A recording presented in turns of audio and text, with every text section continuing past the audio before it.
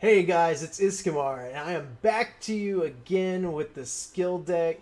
Yesterday, when I tried to break this down as well as the news that came along with it, I didn't quite grasp what it was all about, and today I feel like I have a much better understanding. So I really wanted to go in depth there, as well as I got my audio in order. Hopefully, y'all can all hear me, and I decided to throw on the Bless OST brought to you by Hans Zimmer for some sweet listening pleasure. Anyways, let's hop into this skill deck. First, let's start with the stances. As you can see right here, you have 6 stances.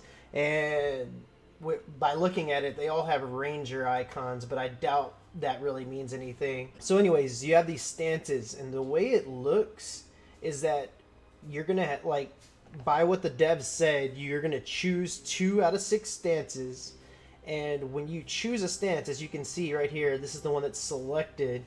You then have 3 core skills that accompany it. And so I'm thinking that this can happen one of 2 ways. One way is each stance has a predetermined set of abilities, of core abilities that accompany it, or you can slot your own abilities out of a selection of core skills to go with it. And when you have your 2 stances, these are going to kind of function like weapon swap in Guild Wars 2 or bar swap in ESO. So as you can see down here, you have these 3 skills and they are tied to the stance. You can see the same stance from the icon. Another thing is they might have passive attributes that go along with them, like this one's more offensive, this one's more range focused, defensive, etc. I'm not sure exactly on that. Those are just some guesses. But I'm hoping that you can choose the skills that go along with the stances, and that the stances are more about passive effects and what attributes they have with them. But I could see that it might be that the stances are more about the skills that are predetermined for them. I hope it's not that. But anyway, so you select your stances, and on those stances you have 3 core skills. Then you have 4 general skills, as you can see down here. And when I read this, and I went over this yesterday, players need to pick 2 stance skills out of 6, as well as 4 general skills that will go well with their class. So if you look here, if you know anything about mage, these are all mage icons except for this one. I've not seen this icon before, but these are all mage skills. So I'm wondering if it will come from a general pool that all classes can choose from, or if they will be class specific. The wording makes it look like it will be a general pool, but that could just be up to bad translation. So anyways, another thing I want to expand upon on core skills is that I think that core skills, and maybe all skills in general, will be different. So when you go back to the update, they said we spent the most effort in revamping the combat system. We've re-examined almost every class skills and restructured their composition and effects. And I know a lot of you might think that could just be PR buzz, but what makes me think that it wouldn't be is what these skill icons represent. If you've played any mage on Bless, on any of the versions of Bless, or at least the Japanese and Korean rebuild version, you would know this is Frostfire. I don't know the name of this skill, but the way this skill works is you put it on an ally or an enemy. If you put it on an ally or yourself, it speeds you up, and then you can detonate it for AoE damage, which is this icon right here. Or you put it on an enemy and it slows them down, and then you can detonate it for AoE damage. And then this is a knockback. Like, it's an AoE knockback in a cone.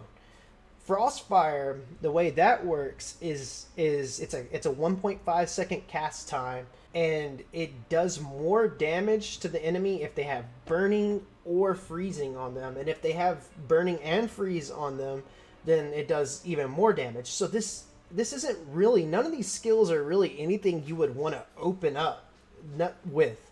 They're not really combo openers. So I really think that the skill identity will be changed a lot. And then if you do really know a lot about mage, then you would see that some of these combos, if they were the exact same skill as they are on the JP version, would look so artificial and forced, and they just like look like really bad combos. For example, this one's knockback.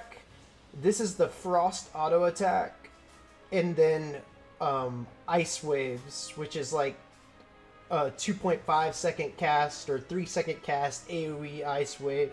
Let's look at another one. This one's Frostfire into auto attack into hell. That's not terrible, but it's not really, I don't know, it just doesn't really, none of this would really flow well. So I'm thinking that these skills, based on what they said and what their identity are in JP versus how it would flow in a chain system, the way that doesn't work, and with what they said, I really think that the identity of the skills will be changed a lot. And now the next component of this is the gems. So they said that you, instead of putting points in skills, you will now be using gems to progress your skills and make them better. So for example, let's see, restructuring growth mechanics. We've rebuilt the mechanics behind both skill acquisition and skill leveling.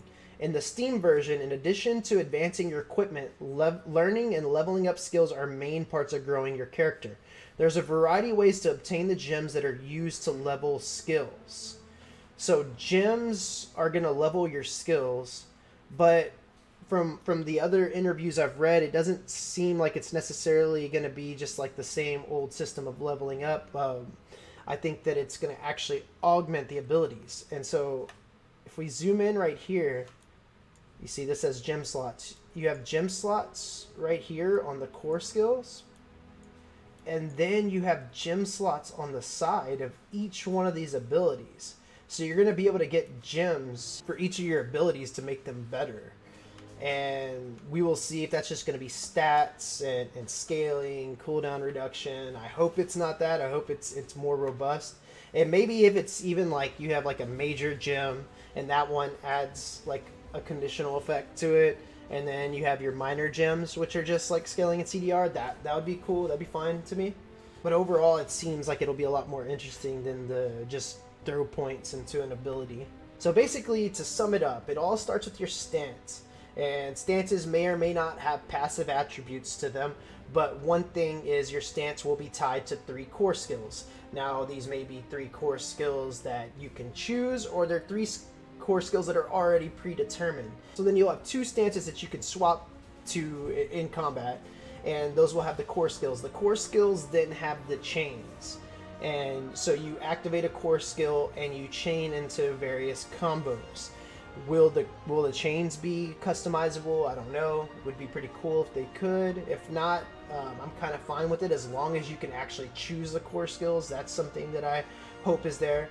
And then you have the gem slots, and the gem slots augment your abilities. And then you have your 4 general skills, and these general skills are either going to be class specific, or they're going to be chosen from a pool that transcends the classes that all classes have access to, and you're going to get to mix and match things that fit whatever build you're running or class you're running, whatever works best for what you're trying to do. Overall, I think this could be a really cool change. It does have some risk factor to it. I think to go and make this big of a change when you already have a working version, you're heading up to your last, like your major release in the West, to make this big of a change is really risky. If you just go off of what the skills were before, like, this completely changes the flow of combat. It changes everything. Damage was a big issue on the Japanese version. Without even changing power and stats and ability scaling off of power, like a lot of the issues that I haven't really gone into that existed with the rune system in Japan, without even touching any of that, just coming to a chain flow system like this already, I think, would make damage less of a problem drastically. If the skill identity was exactly the same, you would see that the flow of combat wouldn't be able to go in such a way that allowed damage to be chained right after another. Another big thing, though, this is more specific to Mage. From looking at this, Mage is missing three of their core skills, and I don't mean core skills as in the core skills that they now have. Each class had like a core skill on the side. Let me go ahead and pull that up. So each class had core skills. These were their core skills. You would pick one for your build. Mage had Firebender, Waterbender, Airbender, and for example, Waterbender was Waterbender made it so that you generated Ice Element, and whenever you had enough Ice Element, you could pop it, and your Water and Ice skills would do 50% more damage for like 8 seconds, and your next single target Ice skill would freeze an enemy. It also made your auto attack tailored. Your auto attack, your shield, and your emission skill, which generates element, it made it tailored towards that, towards water. So that each class had their three core skills to choose from, and Mage had, you don't see any of that here, and that's a really big component of Mage. Like, one of the big things that made Mage strong was having access to those core skills, because they were so altering. And Airbender, it would make your next air skill, your next casted air skill, insta-cast. It would also allow you for a certain amount of time to be able to move while casting air skills, and it increased damage with air skills by 20% for like 8 seconds. So these were like really big components of Mage, and now we don't see them anywhere. So this just leads me to really think that they drastically changed everything up, and that's why Assassin was stripped from the game, because they were having more trouble than expected restructuring and rebuilding Assassin into the new paradigm, and that's why they're also leaving out Mystic for longer than hoped, even though both those classes were in heavy demand, and Assassin's like in heavy demand in any MMO ever, and it was already existing in the game, and then they stripped it out. So that, all of that, plus the wording and with these new decks, just shows that I really think that even at the ability level, like the singular ability level, that they'll completely have a new identity, at least on some of the skills, and then some of them will probably still be restructured heavily. But anyways, guys, thanks for watching. I hope this video was useful to you and helped you understand the changes that were being made a little bit more. If you like this kind of content, go ahead and subscribe, and be on the lookout for more Blessed content.